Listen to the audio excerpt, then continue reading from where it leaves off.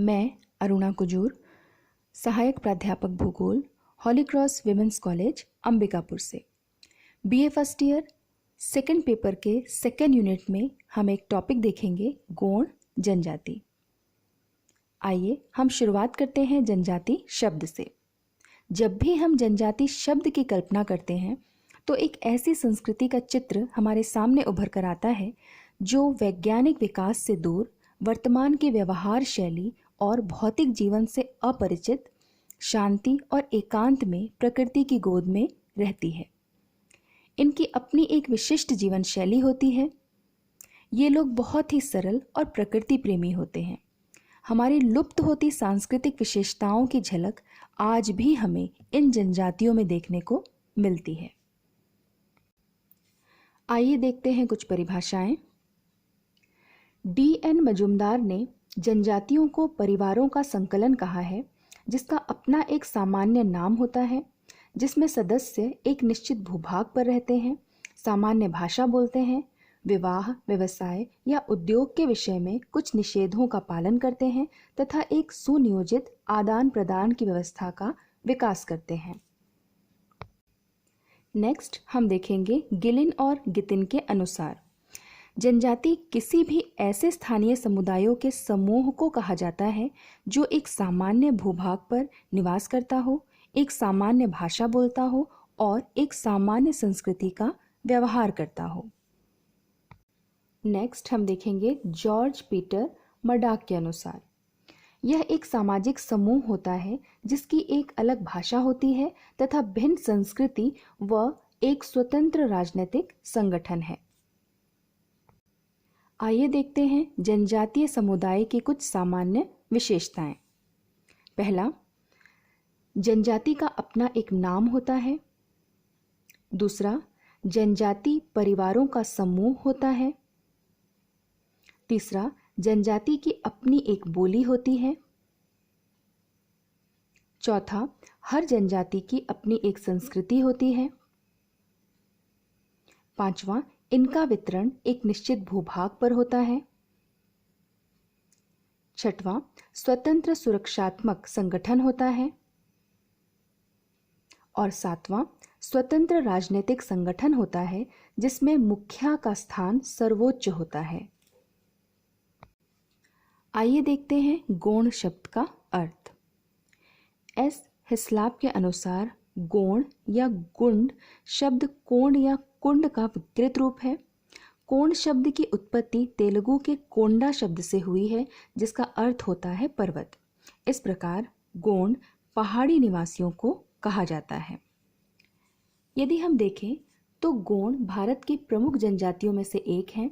मध्य प्रदेश और छत्तीसगढ़ के वनाच्छादित एवं पठारी भागों में गौड़, भील, मरिया, मारिया, बैगा, मझवार, कोल आदि अनेक प्रकार की जनजातियां निवास करती हैं, जिनमें सर्वाधिक जनसंख्या गौड़ों की है।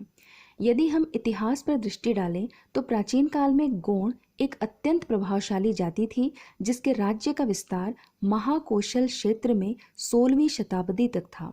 गौड़ों के राजनीतिक प्रभुत्व के कारण प्राचीन काल में महाकौशल का विशाल क्षेत्र गोंडवाना नाम से जाना जाता था। मध्यकाल में दिल्ली के मुसलमान शासकों ने उनके राज्यों पर अधिकार कर लिया और पराजय के बाद गौड़ अपने और अपनी परंपराओं की रक्षा के लिए पहाड़ों और घने वनों की ओर चले गए। कई पीढ़ियों से इन वनों में रहते हुए ये लोग जनजाति की श्रेणी में आ गए।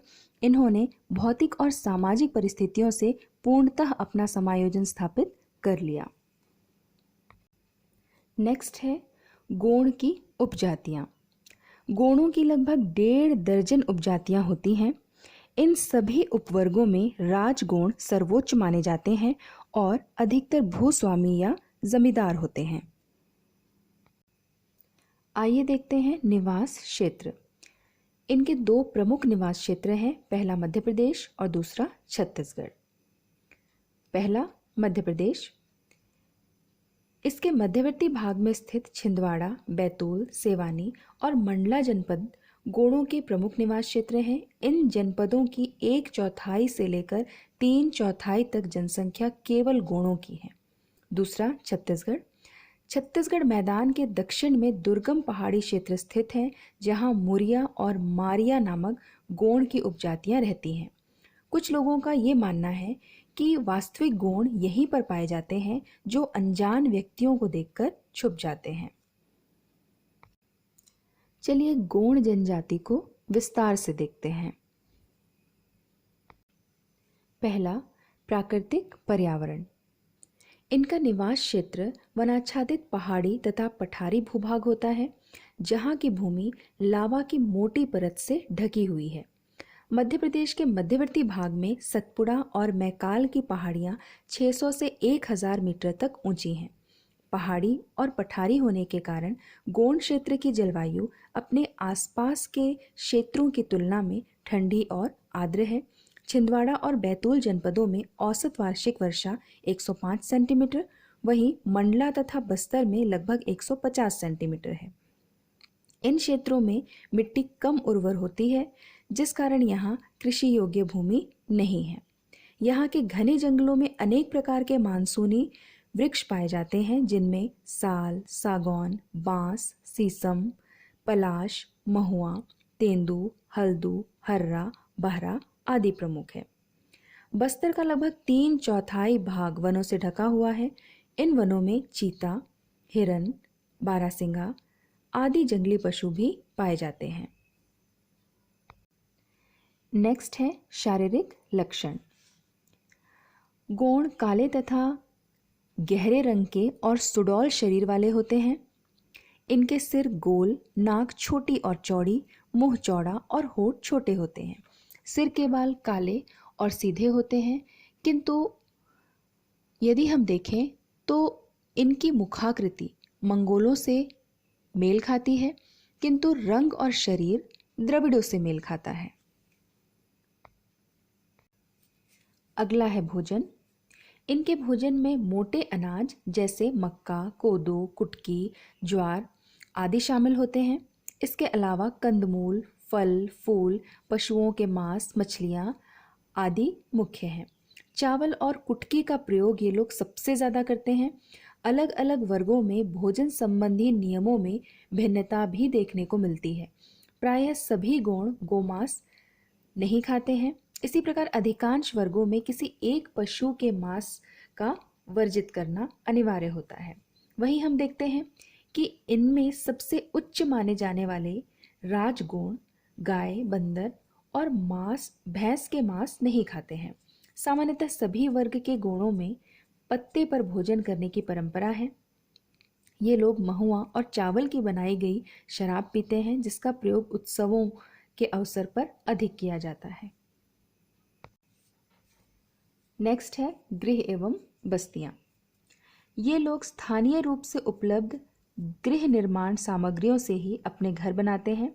ये लोग झोंपड़ियां बनाते हैं, जिसमें लकड़ी, बांस, मिट्टी और घासफूस का प्रयोग करते हैं।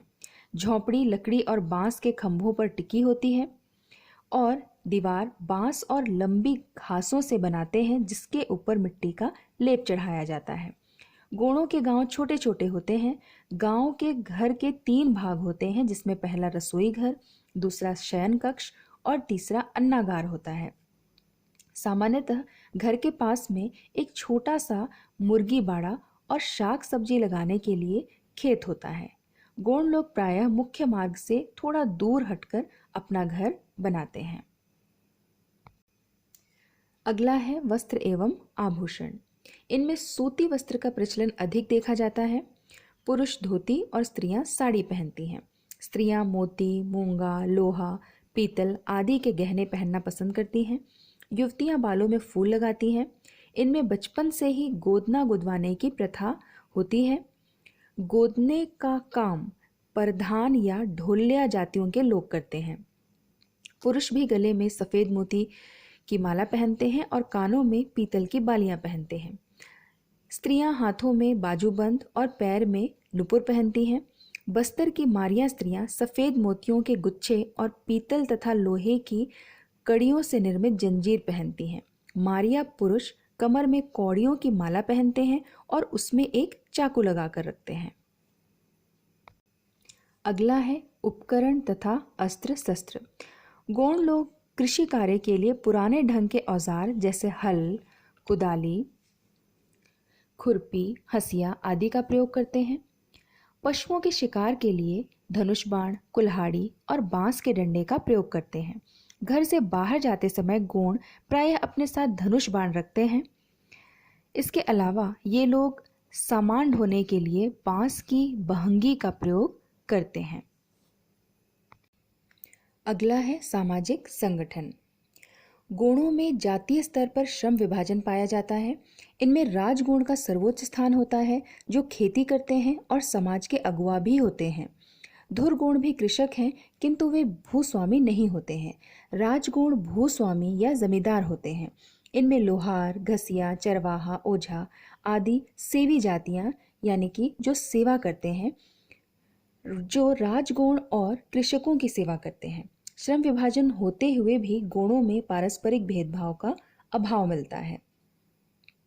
गोणों में सामान्यतः एक विवाह की प्रथा है, किंतु धनी व्यक्ति या राजगोण एक से अधिक विवाह भी करते हैं।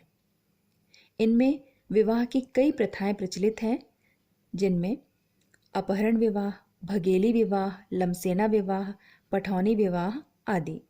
सामान्यतः वर पक्ष वाले ही लड़की ढूंढते हैं। गोंड जनजाति का युवा गृह घोटुल कहलाता है, जिसका मुख्य उद्देश्य युवक युवतियों को सांस्कृतिक रूप से परिचित कराना होता है। गोणों में मृतक स्त्री पुरुष को दफनाने की प्रथा है, किंतु राजगोण तथा कुछ अन्य उच्च वर्ग के गोण मृतक पुरुष को जलाते भी हैं, किंतु सभी वर्गों की स्त्रियों को दफनाया जाता है। उनका विश्वास है कि मरने के बाद व्यक्ति अपने आराध्य देवों के पास चला जाता है, जो उत्तर में रहते हैं। अगला है गोणों का स्वभाव। ये लोग ईमानदार, सच्चे और साहसी होते हैं और कई प्रकार के देवी देवताओं की पूजा करते हैं, जैसे सूर्य देव, नारायण देव, बड़ा देव, माता ठाकुर देव, माता देवी, घनश्याम देव आदि। ये लोग जादू टोना, भूत प्रेत, मृतात्मा आदि में भी विश्वास करते हैं और देवी देवताओं को प्रसन्न करने के लिए भेड़ बकरियों की बलि चढ़ाते हैं। फसलों को बोते समय, उगते समय, बढ़ते समय और काटते समय अनेक अवसरों पर देवी देवताओं को पशु बलियां दी जाती हैं। गोंड नृत्य और संगीत के प्रेमी होते हैं और मदिरापान भी करते हैं। नेक्स्ट है वर्तमान स्थिति। इन लोगों के जीवन स्तर को ऊंचा उठाने के लिए सरकार स्थानीय वस्तुओं से कलात्मक उपयोगी चीजें बनाने हेतु इनको प्रोत्साहित कर रही है। साथ ही कुटीर उद्योग की स्थापना हेतु सरकार प्रयास कर रही है। गोंड लोगों का जीवन पारस्परिक सामाजिक संगठन, धार्मिक मान्यताओं द्वारा संचालित होता है। धीरे धीरे शिक्षा के प्रचार प्रसार के साथ इनमें जागृति आ रही है। इस प्रकार धीरे धीरे ये लोग आधुनिकता की ओर कदम बढ़ा रहे हैं। धन्यवाद।